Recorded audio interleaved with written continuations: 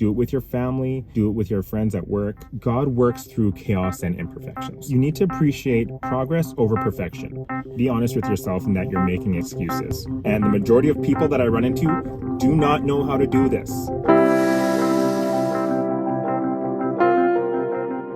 Thanks for joining me today. My name is Chris Simon, and this is Kingdom Chronicles, a channel all about real-life Christian testimonies and uplifting moments.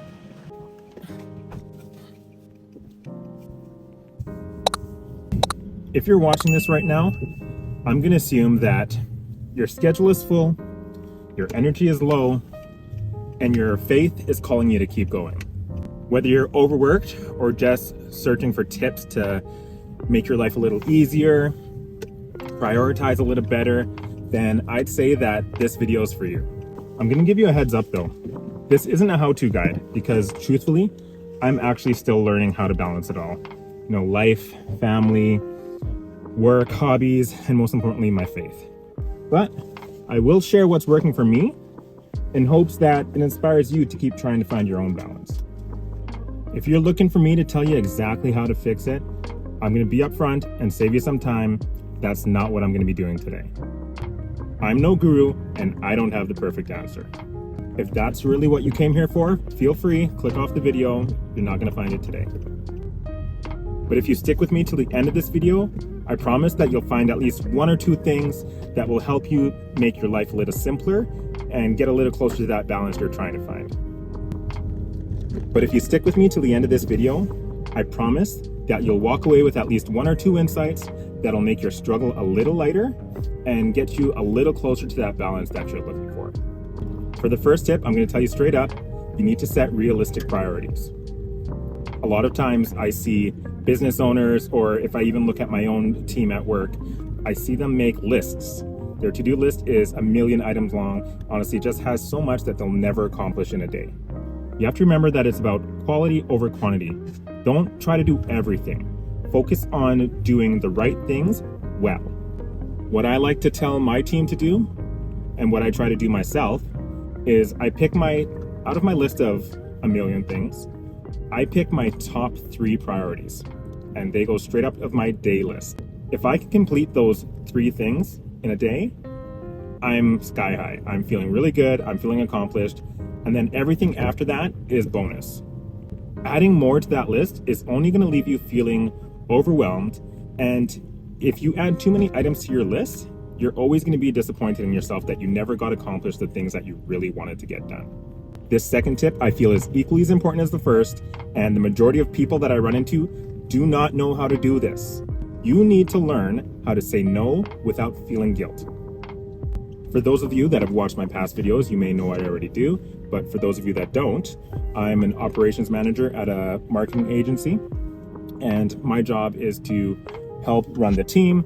I come up with strategies as well to help make things easier. Sometimes I jump in on helping client strategy, as well as building websites, designing logos, all that creative stuff. I am also an experienced photographer. I've shot weddings and events for many years, and it was something that I ended up having to pack away, but I still like to do from time to time for friends or past clients. With that in mind, it is a skill that I have to learn to say no about. I'll give you a perfect example. One weekend, my agency was looking for a photographer to do a shoot on a Saturday. Now, we didn't have any after-school events or basketball or anything like that on Saturdays, so I was available to go and do this shoot. I could have gone, made a little bit of extra money, and we wouldn't have had to hire a photographer to do this. But in that situation, I had to say no, because when I took a step back to really think about it, me going to that photo shoot, although I'm gonna make, some extra money in my pocket, what it meant was that I was giving up time that weekend to spend with my family. I could use that same time to play some games, maybe a board game or two with my sons, read a few books with my daughter. I could use that time to have a nice chat with my wife. I could use that time to go to the gym, have some personal time. I had to say no. What you have to remember is that saying no to one thing can really mean saying yes to another thing that is more meaningful. Don't feel guilty for honoring what you've already made a priority. If I'm to look at another tip that really is helping me try to find balance, it's going to be the third one, which is incorporating faith into my everyday tasks. The idea here is that you want to stay connected to God through your busy day. Doing this can actually be a lot simpler than people think. It's way more than just going to church on a Sunday. For those of you that have long commutes, you can pray during those commutes. You can listen to worship music while cooking or cleaning. In our house, I love to play it in the morning when the kids are getting ready for school. It helps them actually feel connected, and I find them singing gospel and worship songs randomly through the day. You can meditate or read some scripture on your coffee break. There are lots of ways and times, as short as like 5 minutes, that you can incorporate God throughout your day. If you find yourself saying, I don't have time for that in the middle of my day, be honest with yourself in that you're making excuses. There is guaranteed 5 minutes in your day that you can at least do that. It's just not a priority for you at the time. What you need to do is make it a priority to help find that balance. You don't need a perfect setup to connect with God. He meets you where you are at, even in the little moments. If you found any of these tips helpful so far, please give the video a thumbs up. I'd really appreciate it. And it also helps more people discover this content. And if you'd like to support the channel, please consider subscribing for some more faith-based content and encouragement. You can also check out our shop on wethrive.ca for some faith-based apparel for yourself or a loved one, of course, if it's within your means. Your support means so much and helps keep the message going. Since we're on the topic of faith, let's talk about family as well, because I think it's really important to make it a shared experience. Okay, so here's tip number 4. And let's say this one is called involve your family in your faith journey. In those little moments is pretty simple. You can also really simply find time to share that experience with your family.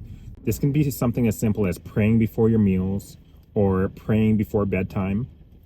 It can be serving others as a family project. In my city, we have something called Santa's Anonymous, where it's a bunch of people getting together. We're talking families, individuals, businesses, and they deliver gifts that have been donated by the community to families that are less fortunate or may not have the means to buy their Christmas gifts that particular year. What you need to remember is that faith isn't just personal. It's something that we can grow in together. And these shared moments, they strengthen your family bond and your walk with God. Tip number 5 is an important one because you need to appreciate progress over perfection. And that is trusting the process and celebrating your wins. There are going to be times when you're seeing success, and there's going to be times when you're having pitfalls and just feel like nothing is working out. What you got to remember is that you're not perfect, nobody's perfect, and God doesn't expect us to be perfect. Keep doing what you're doing, focus, and you will see rewards. God doesn't expect us to be perfect. He sees your efforts and he celebrates your faithfulness, even in the small steps. When we talk about celebrating your wins, make a list. My suggestion is write down your short-term goals. Write down your long-term goals. What are you going to do to celebrate each of those steps? It's really important that you celebrate the wins. Do it with your family. Do it with your friends at work. Do it by yourself. Whatever it is, make sure that you're acknowledging the progress that you're making. Whether that be buying yourself a chocolate bar, whether that be going to dinner with your family. You can tell I really like food. Or maybe it's doing a special event with your friends or family. Make sure you're celebrating. It's worth it. I guess I lied because I have one more tip. We'll call this one a bonus tip because it kind of ties into that second part of tip number 5 that I was talking about in regards to letting go of perfectionism and trusting God's plan, trusting the process.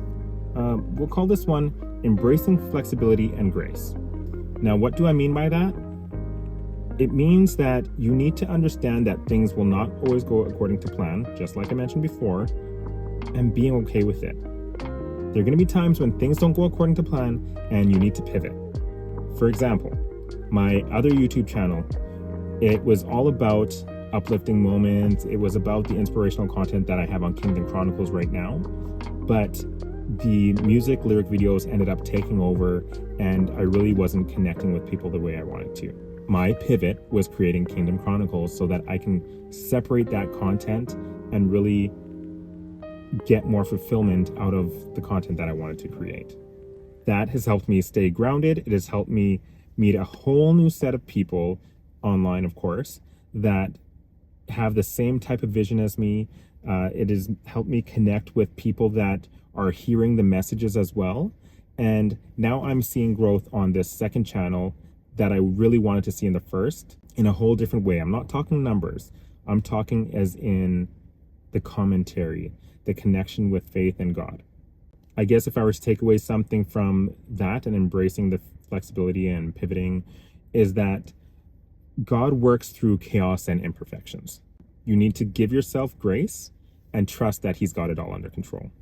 When all is said and done, remember that finding that balance is not about getting it perfect, having it all figured out, anything like that.